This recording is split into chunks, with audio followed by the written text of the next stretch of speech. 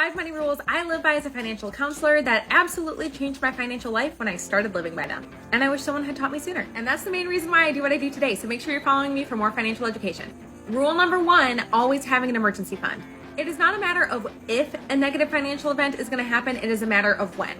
So it is so important to make sure that you are planning for those unexpected expenses, those emergencies right now before they happen, so that you can pay for them in cash without having to put them on your credit card. Rule number 2, always make a spending plan. I used to hate budgeting, but one day I realized that making a budget was basically me telling my money where I wanted it to go and taking back control over what my money was doing. So always have a budget because it brings you so much more clarity and insight and allows you to make the things happen with your money that you want to see happen. Rule number 3, avoid high interest debt like the plague. I was stuck in the credit card debt cycle for so freaking long, and now I never want to get back into it because it really kept me tied back to my past financial decisions and really prevented me from being able to work towards my financial future. And the interest rates are so high that it was just so expensive to have that high interest debt. Speaking of compound interest, invest for your financial future. Seriously, start investing as early as possible so that compound interest has more time to do its magic and make your money work harder for you.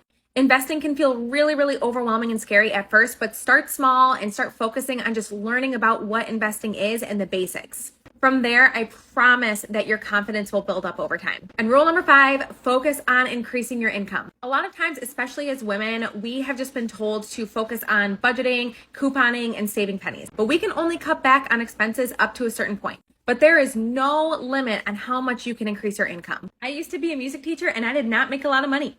But my side hustles made it possible to make my financial goals a reality. Those are my 5 money rules. I hope that they were helpful. Let me know if you have any questions.